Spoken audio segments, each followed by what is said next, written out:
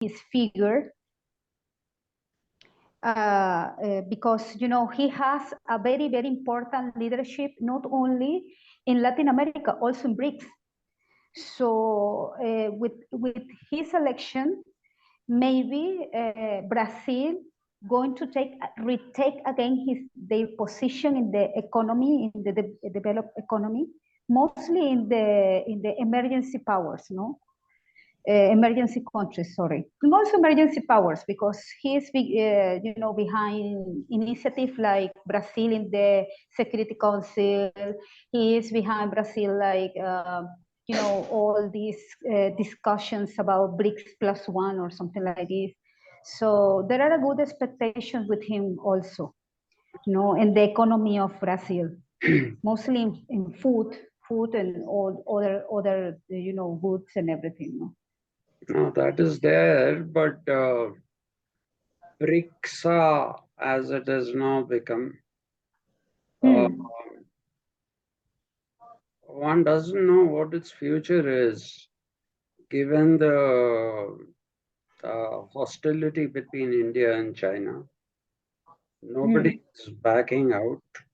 And if you want BRICS to work, then you basically need to have a proper understanding between India and China, which is not happening. There's a great posturing happening. So I think BRICS and BRICS have taken a backseat. 2 years ago, they were at the forefront. People were talking about the Asian Bank with China and India leading it.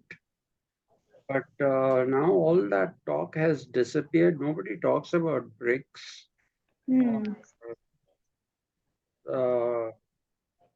PISA, as it was called, and then they mixed it with BRICS. So, funny situation. I don't know why China is recalcitrant and unwilling to cooperate with India, because that means it will stall their economy also. Previously, the thought that the Chinese had was that the Indian economy is quite large, and if they can penetrate the Indian economy, then they have a very large market available to them. But Indian policy makers have been, especially the present dispensation, it has been extremely vacillating, as a result of which what we see more than anything else is the lack of cooperation. This thing of we are better than you, one-upmanship. So I don't think it is a cut and dry kind of a situation, especially given the fact that BRICS or BRICSA hasn't really taken off. But Venezuela, just check out the figures in the last 5 years. Venezuela is right now the fastest developing Latin American country because of the fact that they have oil, and since the Russians have refused to supply oil to the rest of the world because of this Russia-Ukraine crisis, and because of the fact that the Saudis and all the Gulf countries, they have formed a cartel and are quoting very high prices. So a lot of people are now looking at Venezuela, and I was quite surprised that about 15% of India's oil imports now comes from Venezuela. So, Yeah. such a great distance, but Yes, but we have a problem, mm, a really great, a really big problem: the sanctions. The sanctions, problem with, yeah, because sanctions. I mean, if you want buy us petrol, you need first to ask permission to US to not be sanctions in the transactions. yeah, So we have, I mean, the money not is given to us, directly. We have too many problems to get money for oil importations, exportations, and everything, because everything is blocked. Even now, we have some kind of discussions with US, but US insists to condition the, to release the sanctions. No, yeah, but one no? one good thing for you is, and one good thing for the world is Joe Biden has become the president of the USA, and he has no clue what presidency means. Mm. So let us hope he's the weakest leader ever. That's what people are saying. People were disgusted with Liz Truss in Britain in 2 weeks. Uh, Mm. let's see how long Mr. Biden lasts, because Kamala Devi Harris has no political experience of Mm. sort that is required to take care of an entire spectrum of international relations. And it looks like Joe Biden has had lobotomy, so he's not all there. So let's see, it's Mm. interesting times, especially for China.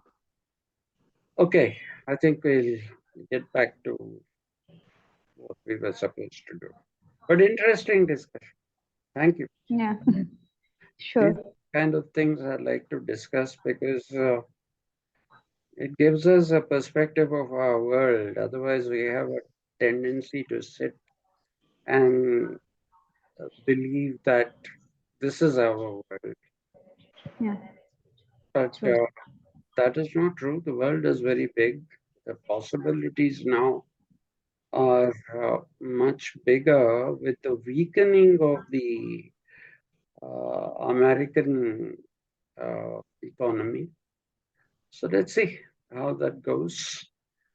Uh, anyway, so to get back to research methodology, I'll very briefly, since these are classes that start, stop, I hope that we will not have to stop again. We can keep going. Uh, if you remember what we started off with, we started off with the idea of search, and we said, what is the difference between search and research? And what I had told you was that if you look at the Greeks, uh, the Milesians, the Eleatics, and all those people, if you look at them, uh, they were in search of who they were, and especially Parmenides and Zeno, they are the earliest ontologists who were desperately trying to understand uh, what exactly this world is and what is the position of the human being in this particular world. So that I told you is a very interesting thing, and it had a great deal of influence on Socrates and Plato, especially Socrates directly, because Socrates, as a very young man, probably not even 20 years old then, he had met Parmenides and he had met Zeno, who were by then oldish gentlemen, and their influence on Plato, I'm sorry, on Socrates is pretty high. And you will see that Socrates somehow seems to have channelized this uh, kind of knowledge uh, to Plato. And Plato, in more ways than one, is probably a successor in terms of knowledge paradigms. He is a successor to Parmenides. Okay, Plato is also not just a successor to Parmenides. He believed in some of the things that Parmenides said, but Plato was also somebody who created an entire system of thought, which can be called the Athenian system of thought. Now, a lot of people will tell you that if Socrates was the teacher of Plato, then why is it that Plato differs with Socrates? Now, let me talk about this very briefly. When we talk about difference between Plato and Socrates, there are two schools of thought. One which says that Socrates is not even a real character. He might have been there. A person called Socrates might have been there in Athens, but this person didn't do anything. Plato uses him as his own mouthpiece. Plato uses Socrates to convey not Socrates' ideas, but Plato's own ideas. So that is one of the contention that people make. The other contention, of course, is that no, Socrates was very much alive and kicking, and he was a thinker, a great thinker at that. But you don't find a systematized uh, kind of thought with Socrates like you would with Plato and later on Aristotle, because of the fact that Socrates refused to write. Socrates did not write anything at all. Socrates was somebody who was more interested in arguments, verbal arguments, and his whole mission was to prove that those people who think they have understood the world actually have not understood it. So his main beef, so to speak, was with the sophists about whom I had spoken to you. They were called the sophists because they worshipped goddess Sophia, who's the uh, goddess of knowledge. Uh, Socrates, too, is technically a sophist, but because he also worshipped Sophia. But we don't consider, or we don't today say that Socrates is uh, a sophist because of his differences with a number of sophists like Pythagoras, Anaxagoras. Uh, so, because of all those differences, people say Socrates is a standalone school in himself, and that the ideas of Socrates, which were patchy, because if you don't write something, then things remain patchy. Those patchy ideas, along with his own ideas, Plato put together into a systematic form of thinking. And so, starting with the Milesians, who wanted to know what the primary substance was, how the world came into being, and their focus is outside of themselves. They are focusing on the world outside of themselves. And then by the time you come to the Eleatics, Parmenides and Zeno, what you find is that they say that the world is not outside, the world is inside us. What you see outside is an imperfect version of the world which is actually inside our heads. And therefore, you find this particular argument in Parmenides that anything that moves is illusory. It's not true. Okay, the true thing is that which does not move. That is basically what you will find uh, in Parmenides. Now, this had a direct bearing upon Plato, I told you. And Plato was somebody who believed in the innateness of knowledge. He believed that we were not born with an empty mind, and we didn't have to rely upon our experience with the world to have knowledge. So you see that these people are countering the idea that knowledge is experiential. Today, people will tell you that unless and until you have experienced something, you cannot understand what that is.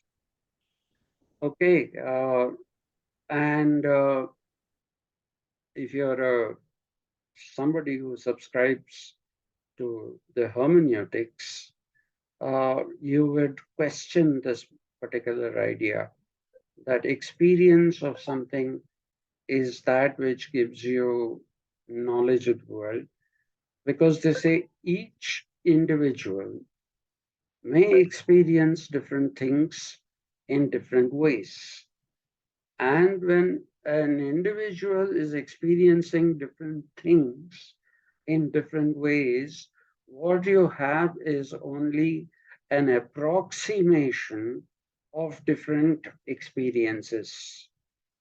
I say I have a headache. Sharath also will say, even I have a headache. How come you have an headache? I have a headache listening to you, is what Sharath will say. I'll say, I don't know why I have a headache. Maybe even I don't want to listen to myself. So, but it is an approximation. What exactly does one person feel when he says he has a headache? Uh, and what the other person says, I understand, I empathize. That for the hermeneutics, people who practice the hermeneutics, is a completely false thing. It is false because of the fact that what I am experiencing as a headache, you probably never experienced it yourself. All you know that you had a headache, he has a headache, and if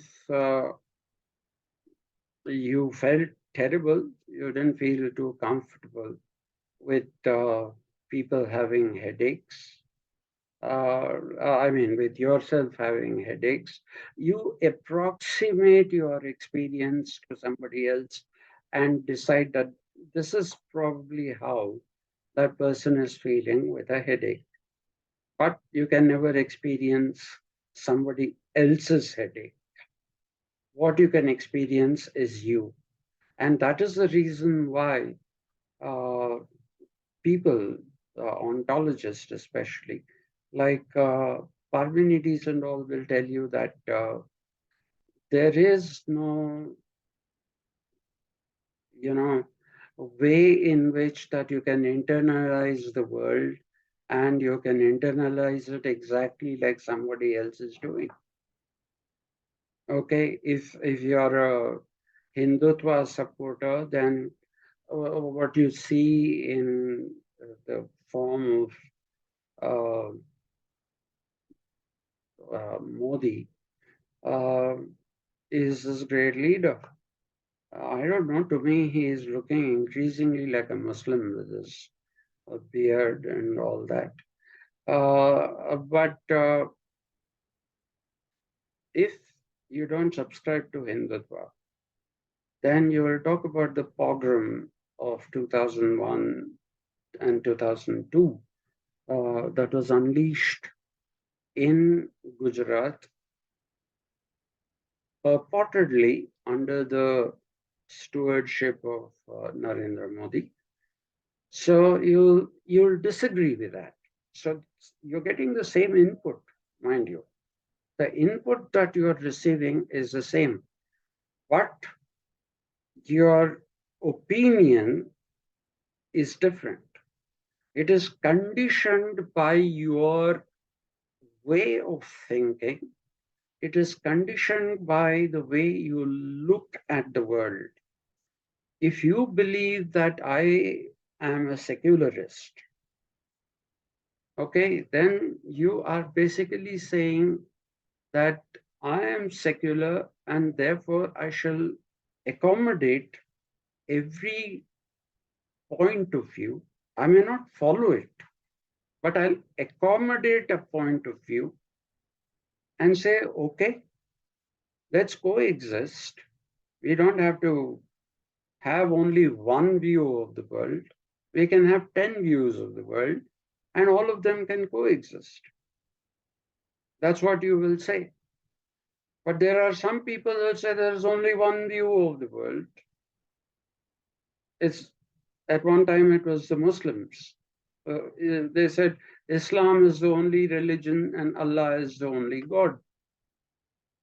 Now, that is not an idea of coexistence, of difference. You are saying if you're not a Muslim, then you're a kafir. That's what you're saying. So that is very different again. So see, these all become different ways of looking at the same world. They are not just because we have experienced the same things in this world, it does not mean that we all have one form of an opinion that is the result of our our experiencing the world.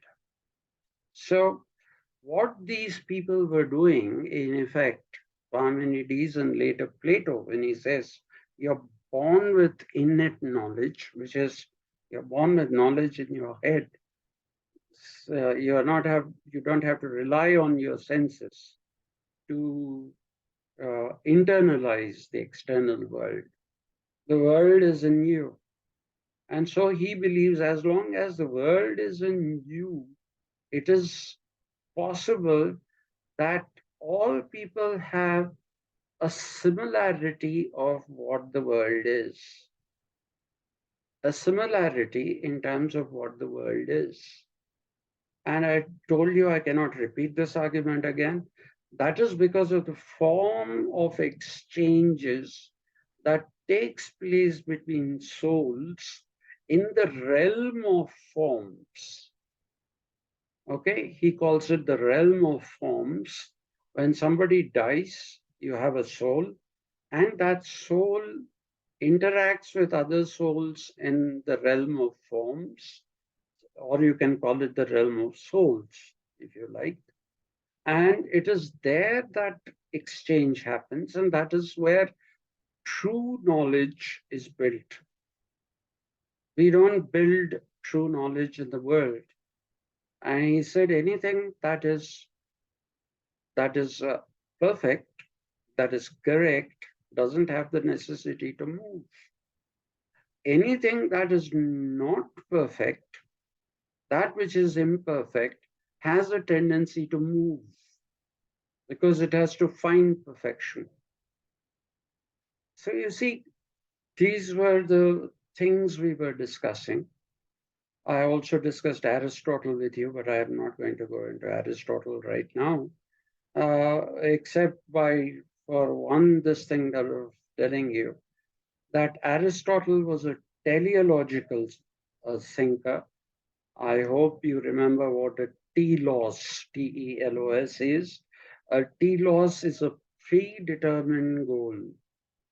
And what Aristotle says is that we don't set goals for ourselves.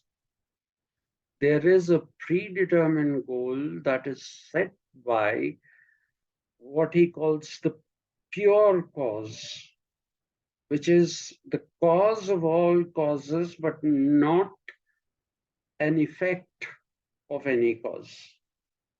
Otherwise, if you draw a causal chain, you can regress and you can progress. Okay, you say X caused this, then how did X cause this? Then you say Y contributed to that.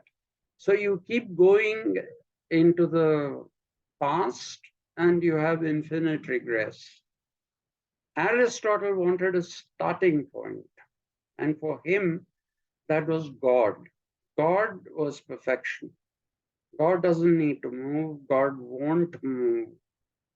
God sets a goal for the human beings, which is to live a commodious and morally or ethically correct form of life.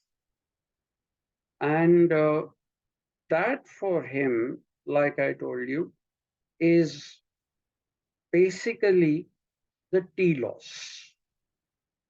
The telos of a polis, P-O-L-I-S, is basically to have the most rational, most ethical, and consequently the most commodious form of life.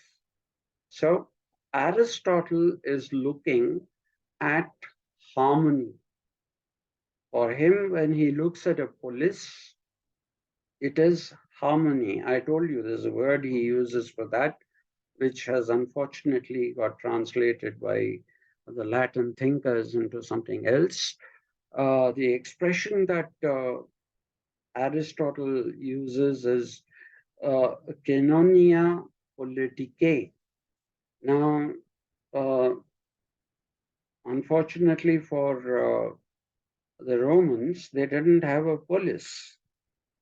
Okay, the entire discourse of Plato and Aristotle, more than Plato, Aristotle, it is something that is always around this idea of the polis or politia. I hope you remember those words. I'm not going to repeat them now. Then we'll be here only. So all these things showed the importance of the polis.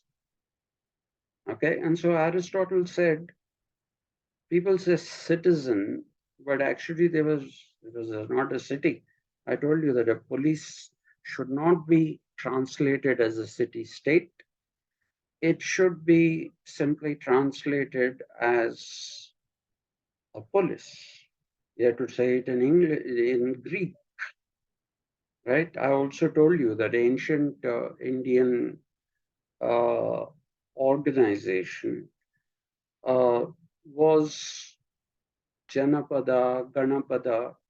Where is the police here? So you have to talk about Janapada only. You have to talk about Ganapada. You have to use the same words. You probably have to write an elaborate explanation of what that means so that the reader is not lost. But you have to use the same word, albeit with a big uh, explanation of what that is. So I told you, when people write books like State and Government in Ancient India, they're writing rubbish. There was neither a state nor a government. Please remember, there is a difference between governance and government. Governance is a process. It's a process of administering a society. Whereas government consists of those institutions, they are now institutionalized, these processes, and they dictate how the process of governance will happen. So the autonomy of leadership of individuals ceases to exist. So, but to come back to what I was saying about Aristotle, Aristotle was basically talking about a number of things, in which you will find this often quoted thing where Aristotle is supposed to have said, a good city state breeds good citizens, and in return, good citizens breed a good city state. Now, please replace both city state and citizens. Citizens are those who live in cities. Literally, citizen is one who lives in a city. One point I'll come to when we come to this John Locke. I'll talk about this again. Now, if you look at the words used by both Plato and Aristotle, the realization of the common good of all people is that which is politeia. I told you this word before. That's politeia, which our friendly Romans have translated into the republic. It's not a republic. There were no republics in ancient Greece. It's just a polis. I also told you that we read this book, the Republic by Plato. It should simply be called Politeia, because that is the actual title that Plato gave to his book. He didn't write it as the Republic. He wrote it as Politeia. Okay, so therefore, what I'm trying to say is that we have to be sensitive to these. We have to be sensitive to these things, which can go under the scanner, and we repeat nonsense like state, citizens, everywhere and anywhere. Please remember that a state is a modern institution that came into being only around the 14th, 15th century. That is the beginnings. It consolidated properly around the 16th century. Okay, otherwise there's no such thing as a state, as an institution anywhere. There is no government, there is governance. There is governance, but there's no government. And we today talk about uh, civil society.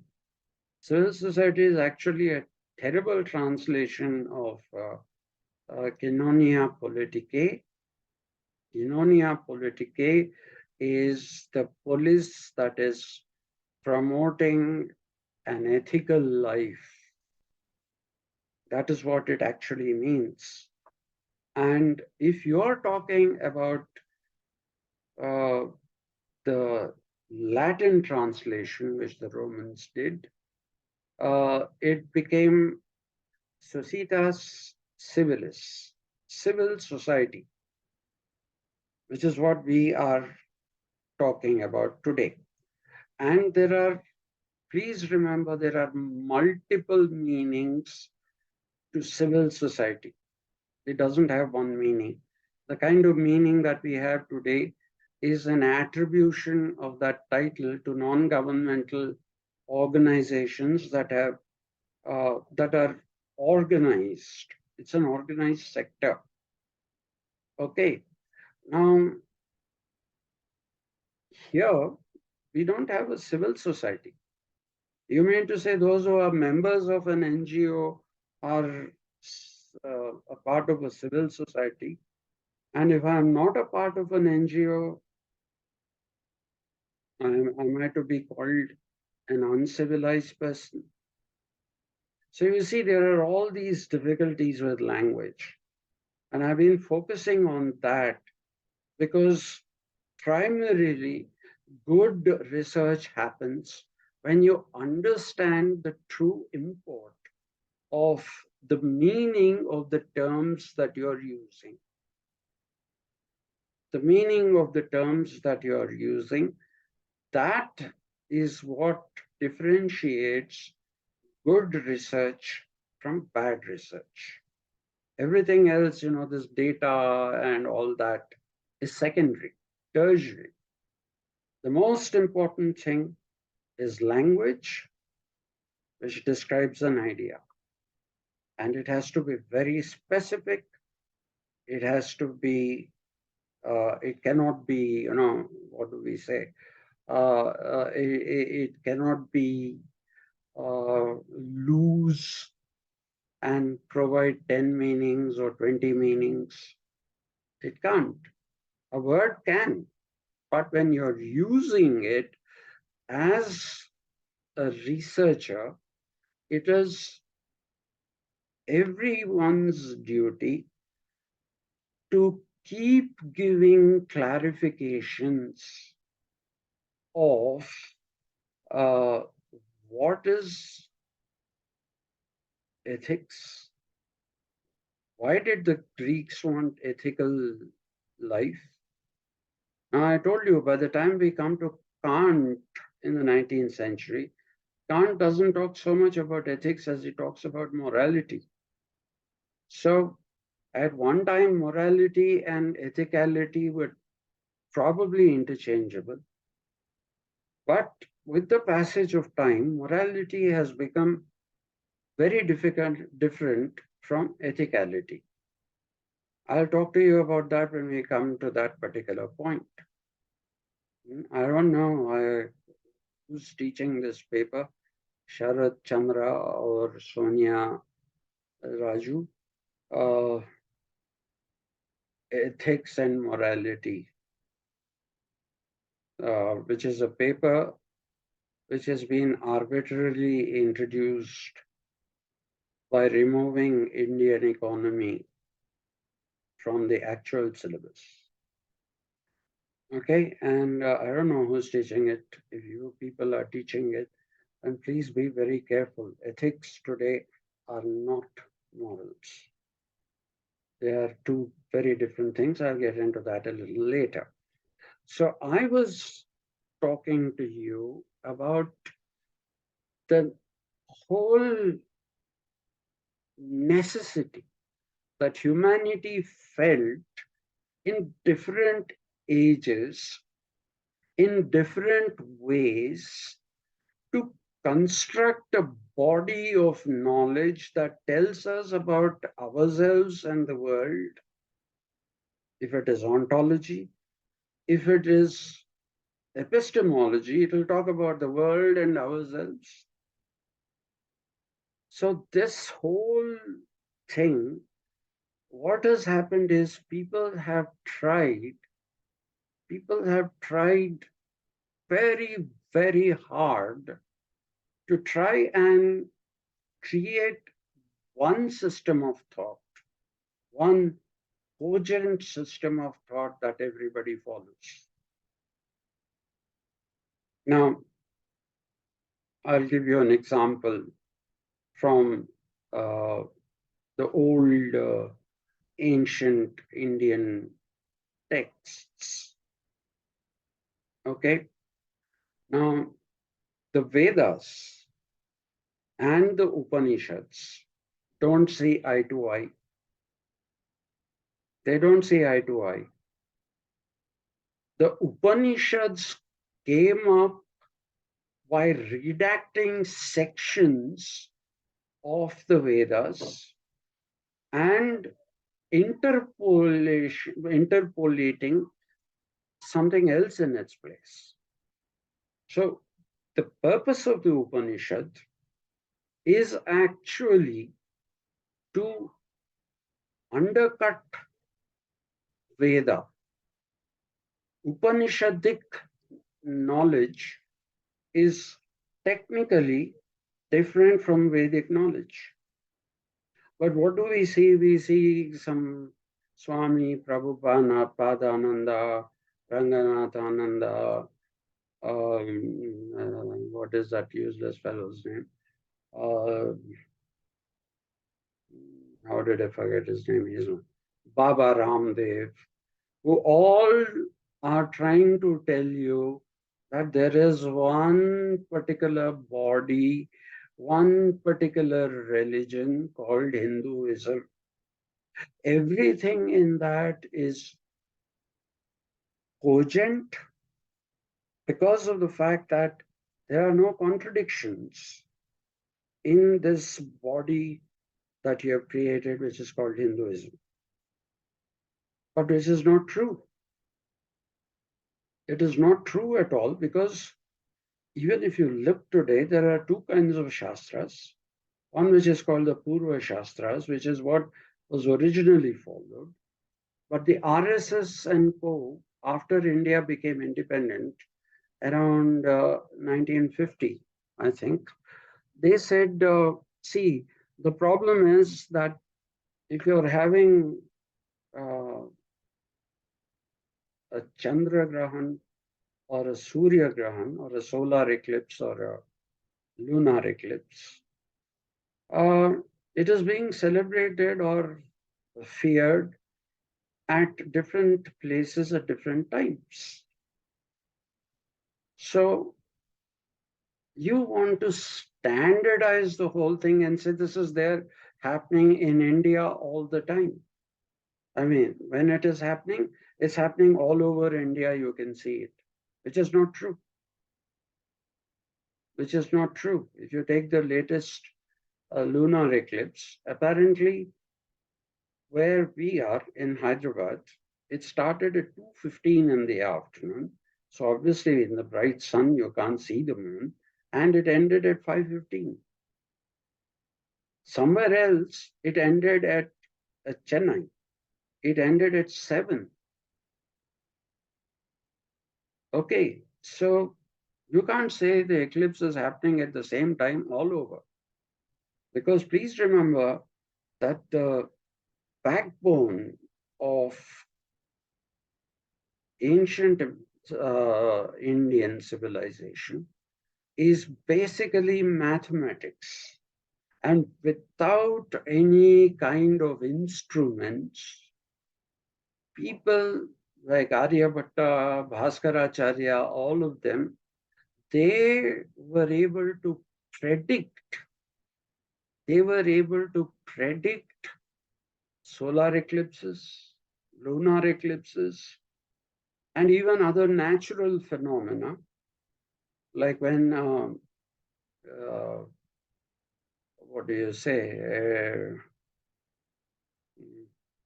what is the thing called? Uh,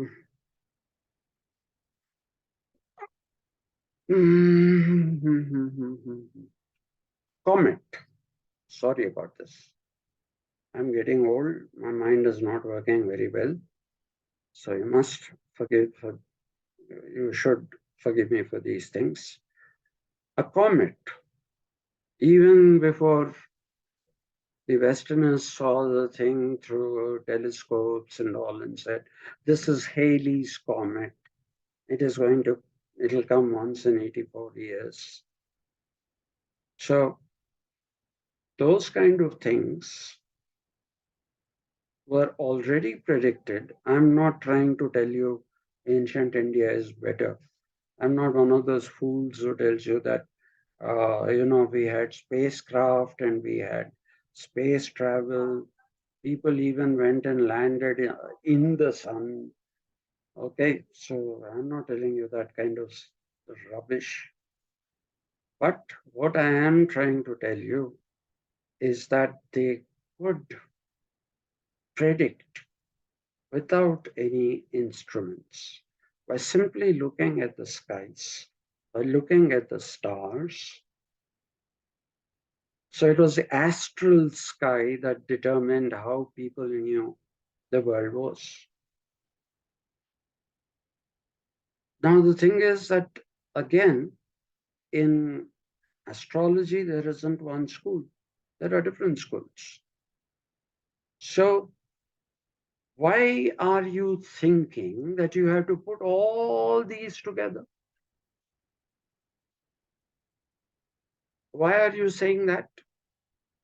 Are we trying to say that we have to synthesize Marxism and liberalism so that we have one knowledge of all human beings?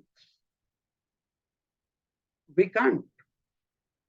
We can't obviously say anything like that because liberalism and Marxism are oppositional categories.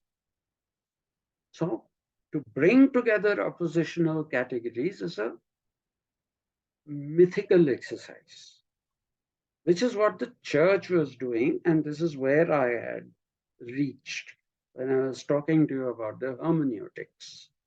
I told you hermeneutics in English is interpretation. I had also told you that the origins of the term are in Greek language, and it comes from the name of a messenger, Hermes, who carried a message from one place to another. And he, unfortunately, he couldn't remember the message as it was told to him. So he made a few additions and deletions. So then the question became, what is the correct message? Which is the correct message? So hermeneutics is therefore interpretation. And it's not something arbitrary. When we come down to hermeneutics, which is a part of research methodology, I shall tell you what the hermeneutics say about research, about gathering of knowledge, and all that. Okay, so this is what hermeneutics originally happened. Now, when there were multiple interpretations of the Bible, I told you that is when the university system came in. They had seminaries. Seminars of today come from seminaries. At that particular time, they had symposia, which was also a Christian thing. And I told you, lecturer, reader, all these were church designations. Minister, America doesn't use the word minister because they say we are secular in the truest sense of the term, and therefore we use the term secretaries. We don't use the term ministers. But because of the way things evolved in in England or Great Britain, people came to be called ministers. There's also a prime minister. I don't know if I told you that story. I can tell you that later again, if and when necessary. So what I'm trying to tell you is, please don't try to construct a system of knowledge which is completely contingent with each other, and it's like this. One form of knowledge only. There will be different forms of knowledge. And we have to learn how to understand how the other paradigm of knowledge came into being. How did the other paradigm of knowledge come into being? If you go to Africa today, there are still many tribes who do not have a religion. It was first the Arabs who went and colonized Africa, and that is how Swahili as a language was born.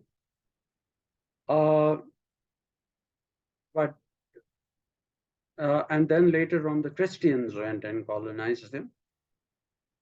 But despite all these things, you will still see that there are African tribes untouched by colonial civilization. So if you tell somebody you're a Kenyan, that person may not understand what that is. What is Kenya? Because they haven't gone through that mass-based political movement which creates a nationality and a sense of one nation. That is the reason why in so many countries in Africa, you still have coups. Some of my friends are in Western Africa, in Burkina Faso, in Guinea-Bissau, and they are also there in Angola. And they tell me that the standing instructions given are that you have to have all your vehicles tanked up with fuel. And you have to listen to a news bulletin every 15 minutes. Even if you are having a party, at that time when the news comes, stop the party, listen to it. Why? Because there can be a coup. Something might have changed. You will have to then run away. You have to get into your vehicles. And that's why they keep them tanked so that you can go as long as they can. And this is not a cock and bull story. It actually happened with my friend's parents. No offense, Daniel. This happened in Ethiopia many years ago, not now. These people, they didn't realize, but a coup had happened. And they had to leave all their belongings, everything behind and try to go somewhere else. Fortunately, their car had petrol, so they were going somewhere else. Finally, they were picked up by US army that was there. There's always a US army in every part of the world. Okay, they like to think that they are the greatest. So those people picked these people up and put them on a warship for a few days, and then they were transferred I mean, they were at some place on the near the eastern Mediterranean place. They were dropped off there and they came back home without any money, nothing. Why do these things happen in Africa?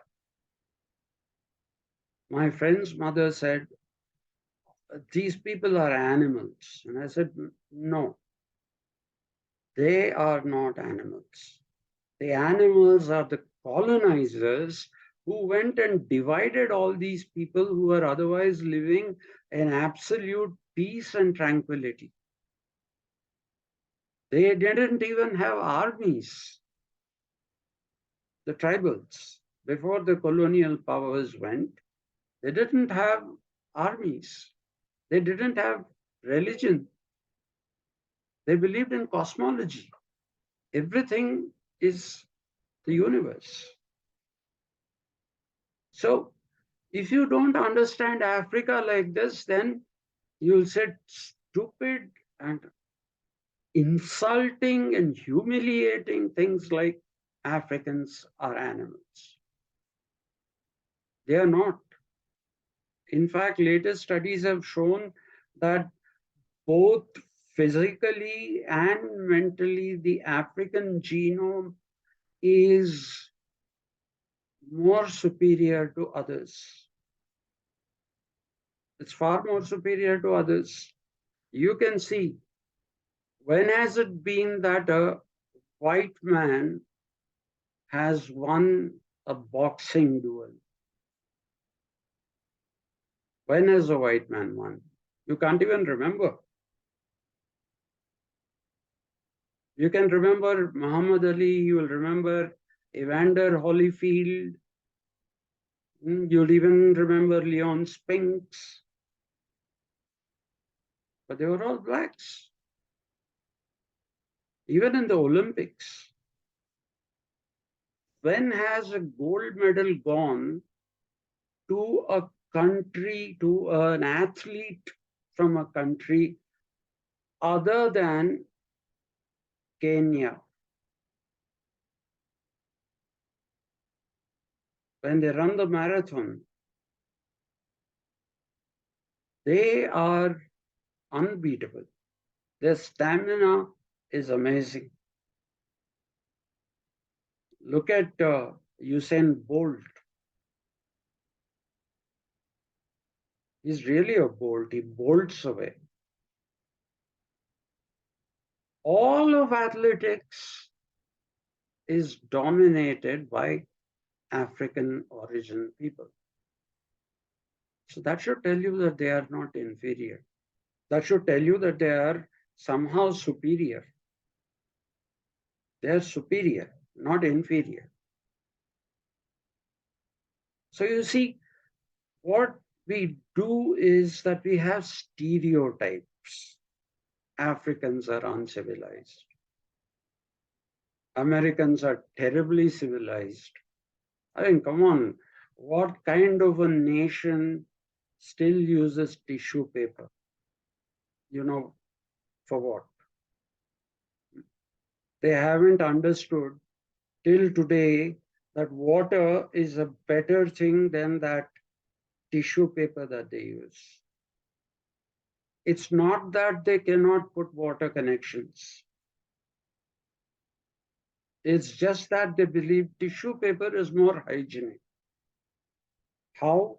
Ask them, they don't know. So what I'm trying to say, therefore, is please do not, and there are Indians who do this now, because Americans are doing it, we should also do it. Use a tissue paper. So let's break away from stereotypes. If you have to break away from stereotypes, then your language, your process of ideation should be very, very sharp. You should be able to distinguish between small things in language. Is long the same as lengthy? Is long the same as lengthy? It's not. You say it's a long drawn process, but you don't say it's a lengthy drawn process.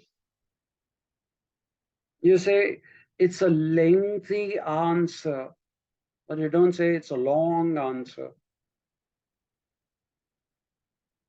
You say a river is long, you don't say it's lengthy.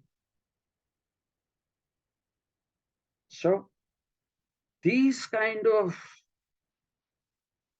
subtleties that are there in language are those which are most important for us to remember. So please concentrate on your language. And when I say your language, concentrate on English and the fact that English is a relatively poor language in terms of its evolution. The words that you find in languages of the East, the words that you find in African languages, you don't find in English languages. So they get translated into something stupid, which does harm to the speakers of that language. So you have to be very sensitive to that if you want your research to be accurate. If you want your research to be accurate, sensitivity to language. The second thing is history. Please be sensitive to history. Because a lot of things in our lives, if you ask me, I'd say everything in our lives is determined by our ability and the desire to want to understand things properly. So start with an open mind, not an empty mind. Open mind. Start with an open mind.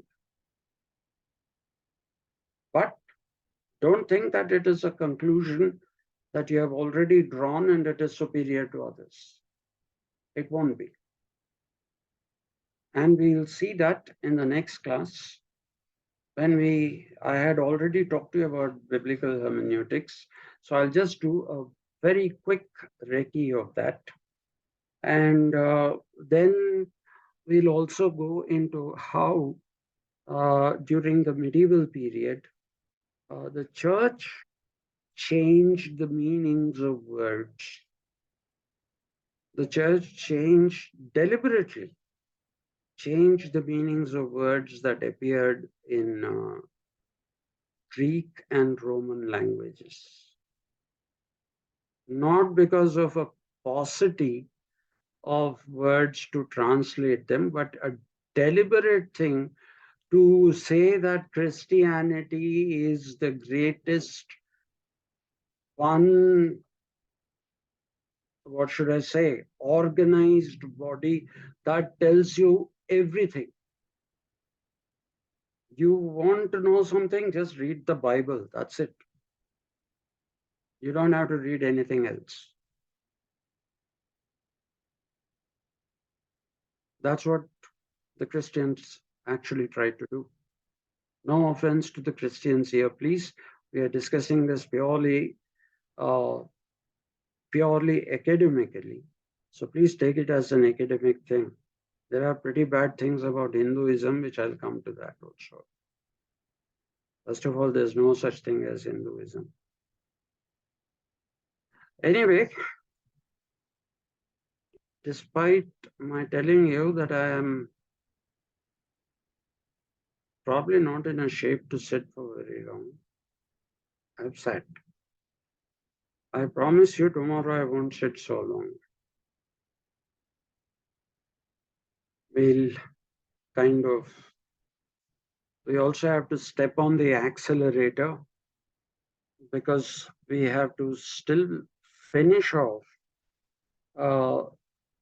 theoretical research, philosophical research, the difference between that and empirical research, and how empiricism slowly took over from theoretical research at one stage, and how in the 20th century you find a resurgence of grand theories.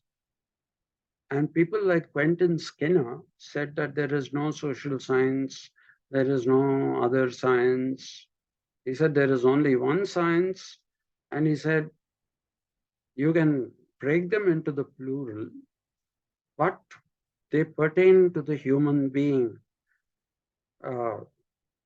Quentin Skinner was an ontologist, so he would say his book, wonderful book, you should read it. It's not very difficult, at least read the interpretation of it. It's called The Return of Grand Theory to the Human Sciences. Okay, so he was defying the differentiation between science and philosophy.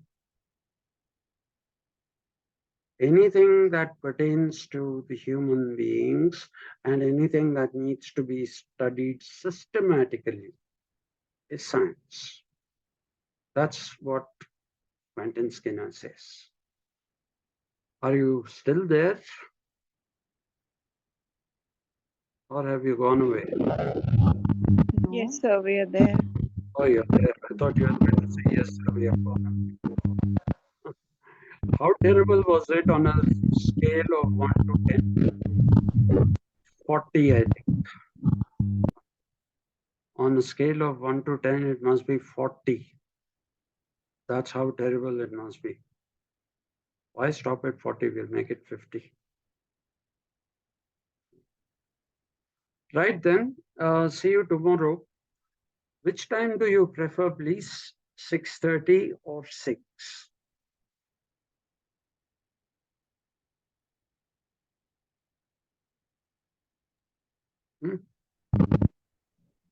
Everybody, I believe in democracy.